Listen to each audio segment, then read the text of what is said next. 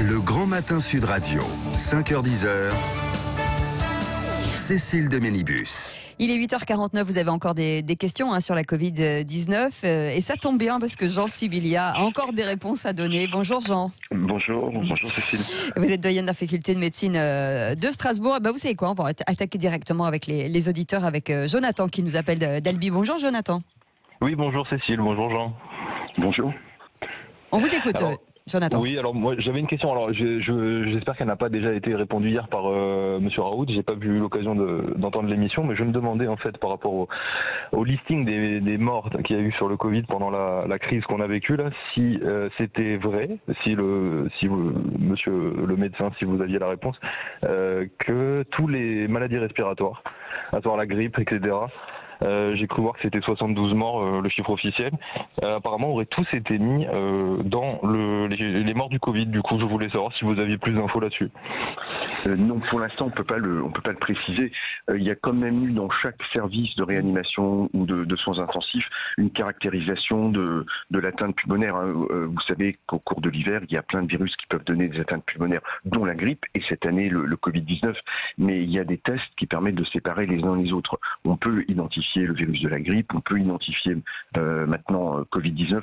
Donc a priori, ça a été trié, mais il se peut évidemment que hors structure hospitalière, il y ait eu des décès dans les EHPAD, qu'il y ait eu des décès à la maison, éventuellement aussi, je pense que ça a dû arriver, pour lesquels il n'y avait pas de preuve du virus, et le virus n'était pas identifié.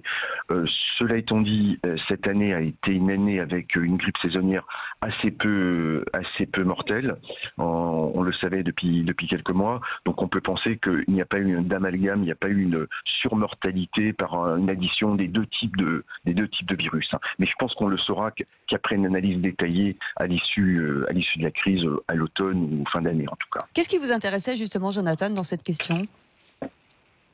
Simplement de savoir si médiatiquement en tout cas et au niveau des informations, on sait notamment qu'il y a eu via l'hydrochloroquine, etc. Il y a eu énormément de débats, etc. qui, pour ma part, j'ai trouvé un petit peu stérile, un petit peu agressif pour pas grand chose, et que j'ai eu l'impression qu'on voulait nous matraquer en fait en nous disant que le Covid était extrêmement dangereux et que du coup cet amalgame qui se présente d'englober comme étant toutes les maladies en même temps, voilà, c'est ça, faisait que ça faisait d'autres maladies pulmonaires. Il me semble que c'est environ 10 000 morts la grippe chaque saison et que là les chiffres officiels sont à 72. Je dis peut-être une bêtise, c'est pour ça que je voulais une réponse un peu de quelqu'un qui est du milieu.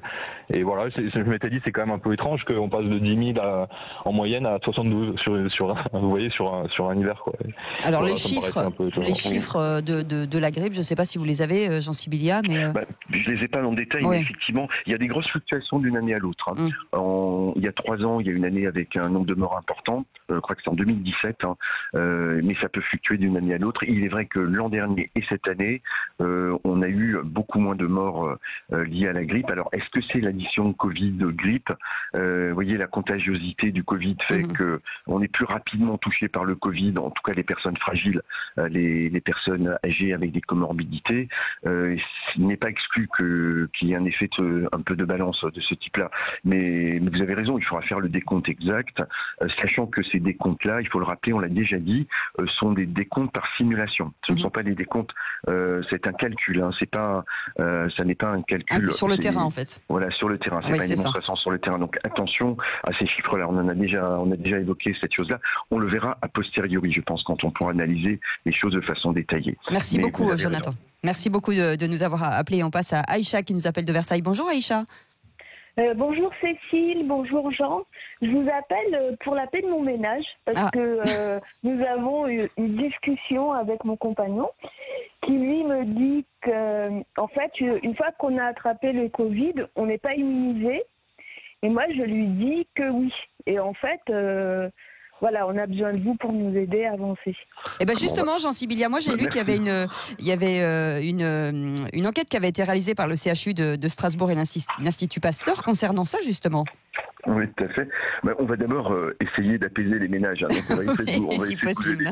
Voilà, pour vraiment le faire sans faire le roi Salomon, mais je crois que vous avez raison tous les deux aujourd'hui. Et donc vous pouvez vous retrouver et voilà, vous serrer dans les bras, sans trop de casser les mesures barrières, mais vous avez raison tous les deux.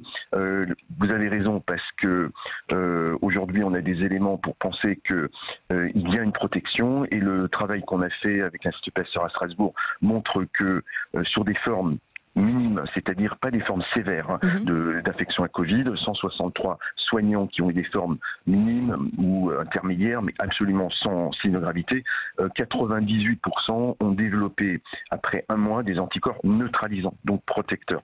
Donc ça veut dire que même dans les formes minimes, alors qu'on craignait que dans ces formes-là, il n'y ait pas forcément d'immunité protectrice, mais même dans ces formes-là, minimes, des gens jeunes, il y a une immunité protectrice presque chez tout le monde, 90% c'est presque tout le monde après un mois. Donc ça c'est très rassurant, et c'est un peu en opposition avec des données chinoises qui avaient montré que c'était pas aussi fort que ça. Donc ça c'est rassurant. Mais ça, c'est un élément à un mois. Rien ne dit effectivement que cette immunité va durer. Peut-être qu'elle ne durera pas.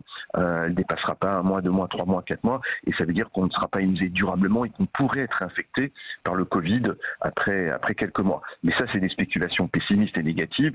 Aujourd'hui, on est quand même... Mais il faut en tenir compte. Voilà, il faut en tenir compte parce qu'on n'a pas le recul nécessaire aujourd'hui pour affirmer qu'on est protégé pendant longtemps. Mais on va quand même tout doucement vers une forme d'optimisme qui est de penser qu'on sera protégé et protégés pendant suffisamment longtemps pour éviter ceux qui ont été infectés, pour éviter une éventuelle deuxième vague à l'automne ou au printemps prochain. Et ben voilà, j'aime entendre ça. Merci beaucoup à nos auditeurs Jonathan et Aïcha. Et bien sûr, vous pourrez continuer à nous appeler 0826 300 300. Merci Jean Sibilia. On vous retrouve demain matin, doyen de la faculté de médecine de Strasbourg. On continue le Grand Matin Sud Radio.